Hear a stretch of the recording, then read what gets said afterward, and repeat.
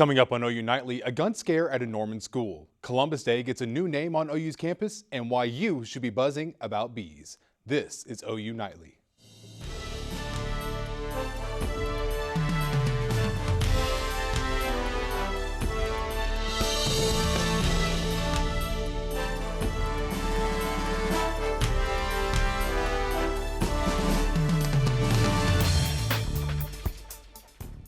The Norman Police Department responded to a threat of a school shooting at Norman North High School today. According to the police, a student saw the message on a bathroom stall and reported it to a school official. Of course. The school is kind of business as usual today. There are a lot more safety precautions being taken. We have a couple of officers that will actually stay on site throughout the day. We also have additional patrol officers that are making additional patrols around the school just to ensure that there's not any suspicious behavior. Norman North did not cancel classes. It did, however, send an email to parents that said there would not be any attendance or academic consequences for students whose parents took them out of school. And after facing felony charges, one OU campus police officer is on administrative leave. Sergeant William T. Huff is being charged with 1 count of burglary and 1 count of fraudulent or unlawful use of a computer. Huff broke into a woman's car and stole her cell phone with the intent of sending sexual content from her phone to his. Huff turned himself in before the warrant was issued. Huff meets with prosecutors next week to discuss whether the case will go to trial.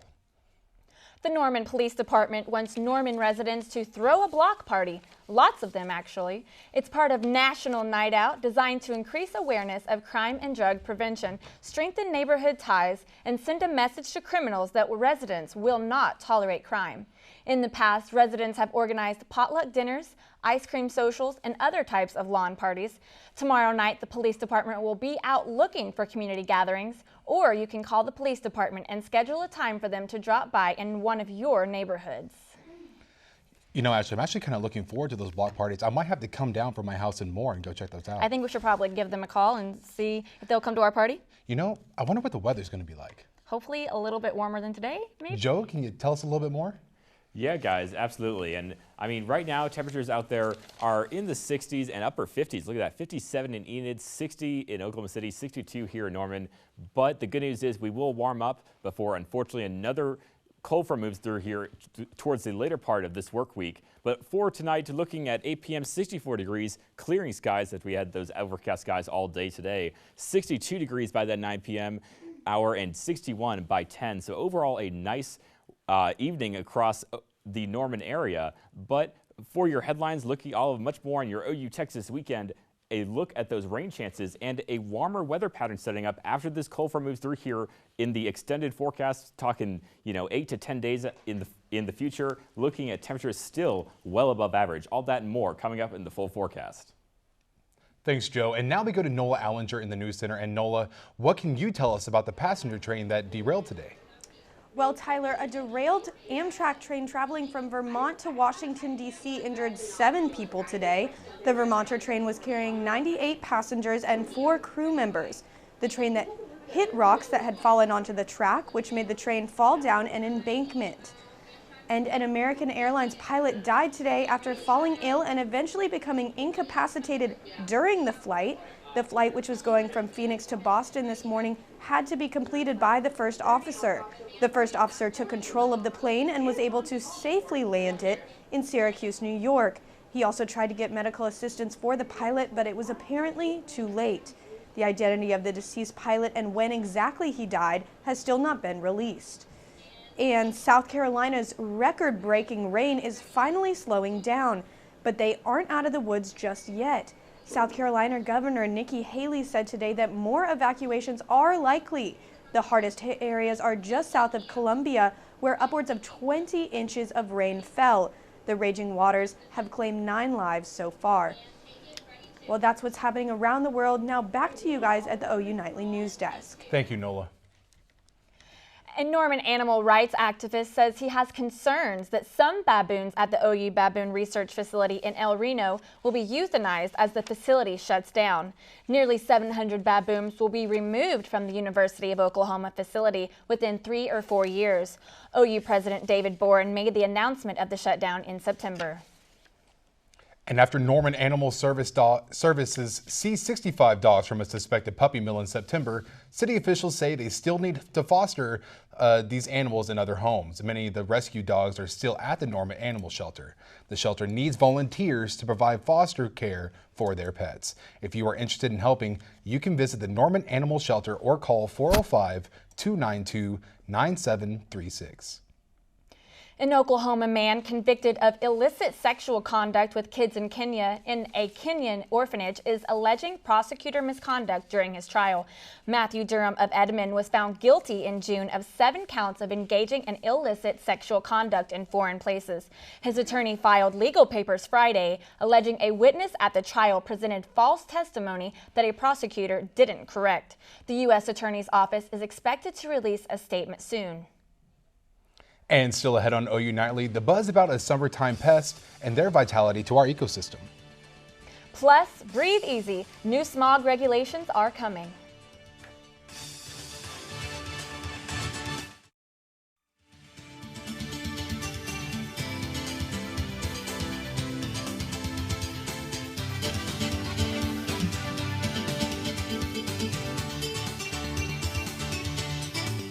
OU President David Boren has proclaimed the second Monday in October Indigenous Peoples Day at OU. In a proclamation, Boren said it is important for us to never forget the history of Native peoples.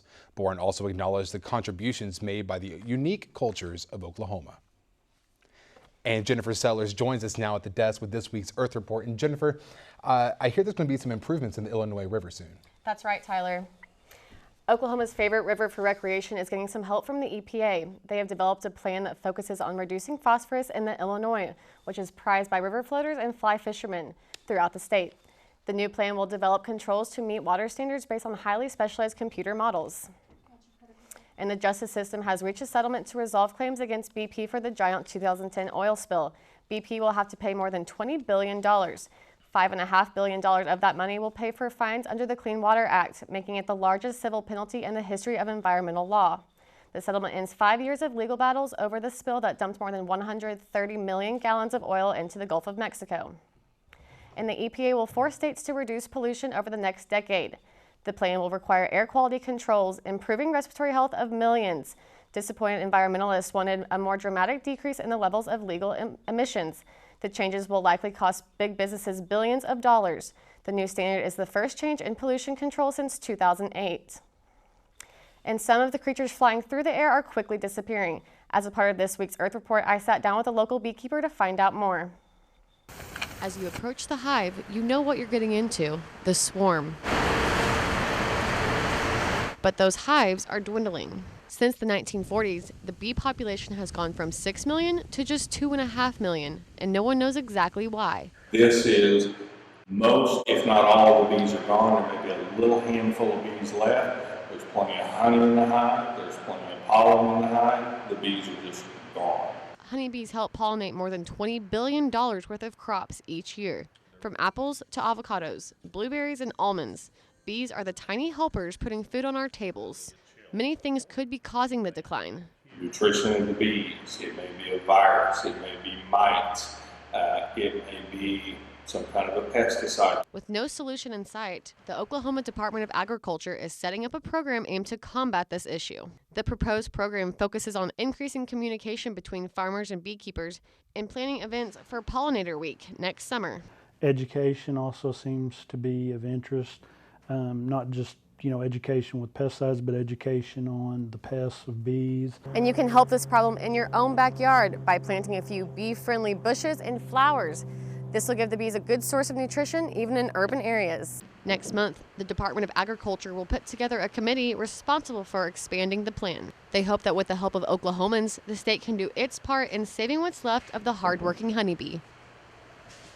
To find out more about the pollinator program, visit oda.state.ok.us. You know, so even some people don't like bees because they have those painful stings. They are really an important part of getting those healthy foods on our tables. And I had no idea about that, so I'll definitely make sure to protect them. Yeah. And I didn't realize it was getting so bad, but I'm really glad that they're really taking steps. Especially with that wreck recently, they had to burn all those bees. It was just awful. Yes, that was terrible. Can imagine. Thank you so much, Jennifer. Thank you. Recently, the national monarch population has plunged from 1 billion to less than 60 million. To combat this, the National Fish and Wildlife Foundation has awarded nearly a $250,000 grant to 7 Oklahoma tribes to restore the habitat of these butterflies on tribal lands. This award is just part of the first round of a $3.3 million grant for projects around the nation that are deemed most important to the recovery of the iconic orange and black butterflies. A lawsuit alleging the U.S. government mismanaged 1.3 million acres of timberlands has been settled. U.S. Secretary of the Department of Interior Sally Jewell will visit the Choctaw and Chickasaw Nation leaders tomorrow to sign the agreement. The 9-year lawsuit was scheduled to go to trial in July, but was settled by a federal judge last month after the two sides came to an agreement. The tribes will receive a cash payment of $186 million. A decision from the Supreme Court denies the motion to move the remains of one Olympian from his burial site.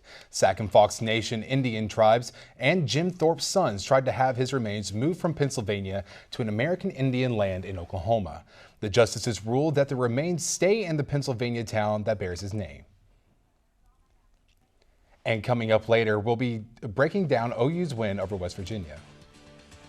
And Joe Puma is standing by with the weather. That's right, guys. As we take a look at our weather window, we can see those gray skies out there. I will tell you when those will end and when we will see the sunshine return when we return.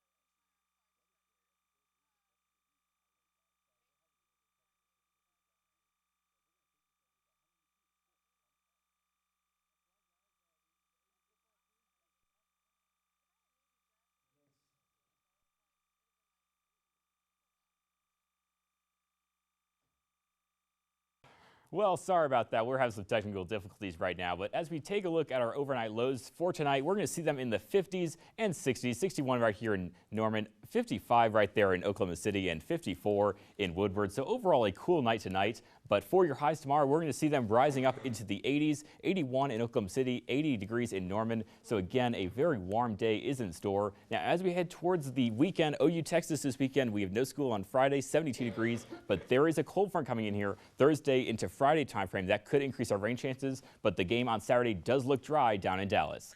Hunter, over to you in sports.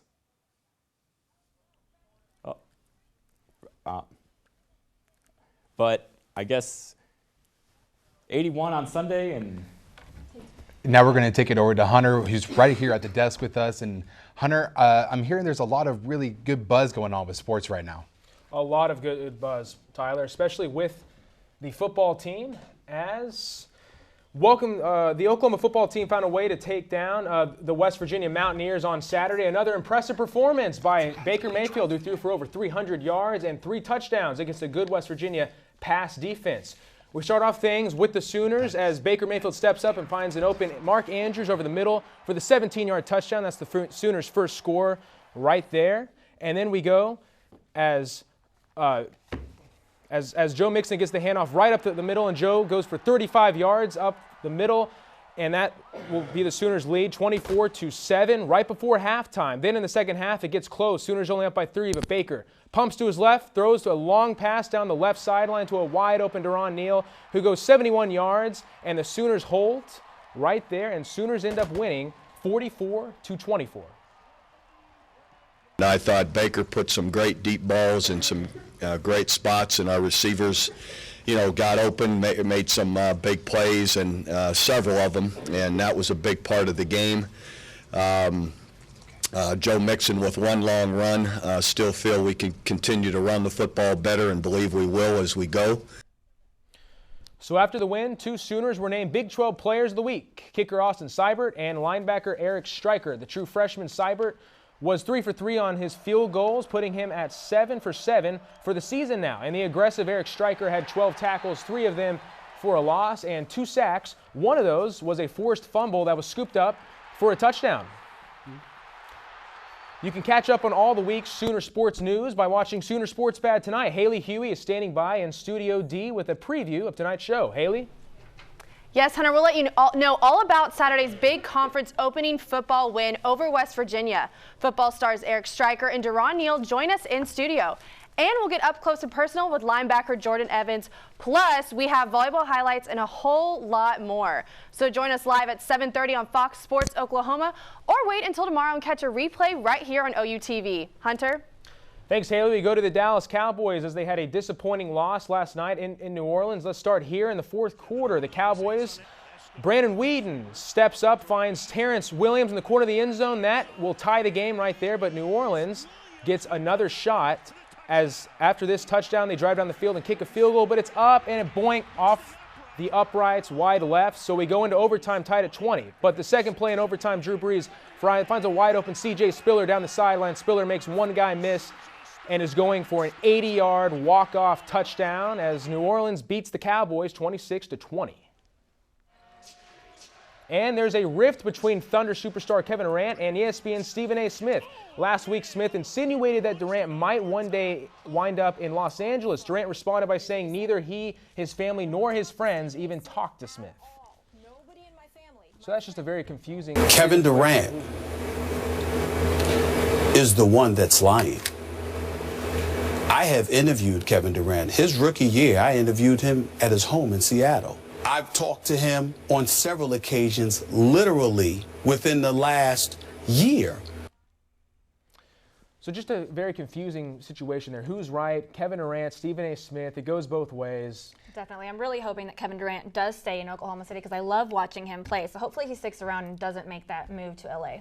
Right, and I think kind of Stephen A. took what Kevin Durant said the wrong way. Kevin was really trying to say, I don't talk to him about my personal life. Okay. I don't have my family talk to him about my personal life.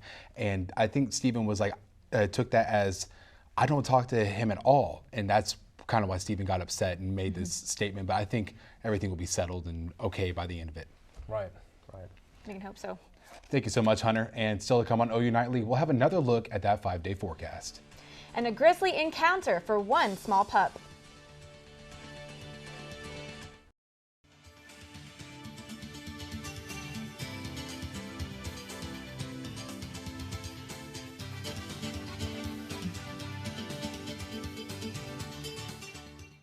I'm Allie Stratton at the OU Nightly Update Desk.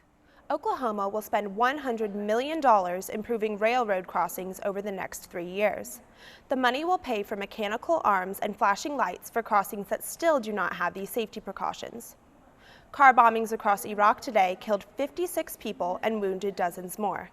Though no one has claimed responsibility for the attacks, the bombings took place in areas regularly targeted by ISIS. And Governor Jerry Brown announced today that California will be the 5th state to allow terminally ill patients to legally end their lives using doctor-prescribed drugs. That's it for now. Back to you in the studio. Now this story definitely made me smile. Jules, a French bulldog, stood up to some bears who got a little too close to home. You can see the 2 bear cubs on your screen. They found their way onto the property and Jules wasn't gonna have it. Watch as she bounds down the stairs, going right at one of the bears, chases the other up to the porch, once back downstairs, and the bear has nowhere to go. And this is forced over the fence and off the property. Jules' owner said she was rewarded with the plenty of treats and the affection for her bravery. I love that video. They're so cute. Those little bear cubs, about 100 pounds each, they come on there and Jules is just like, no, not on my place. You can't come on here. No. Nope. Joe, what you got for us with weather? Weather, well, I gotta say, guys, I'm loving this cloudy weather. This is what I'm used to. I'm from Chicago, so this is what it's like all the time in October. But we are looking at some warmer weather coming in here for the middle part of your work week before another cold front moves through here Thursday night into Friday time frame, and that could bring some rain showers with it. But the good news is it does look dry as we head into your OU Texas weekend. I am forecasting a win for the Sooners on Saturday, but again, 76 degrees and dry weather on the way for your Saturday. So I'm really looking forward to it as well, Joe. And thanks for the score prediction. Oh yeah, absolutely. I'm looking forward to that. Yeah. And thanks for watching OU Nightly, brought to you by the Gaylord College of Journalism at the University of Oklahoma. We'll see you back here tomorrow night, live at 4:30. Have a great evening. Good night.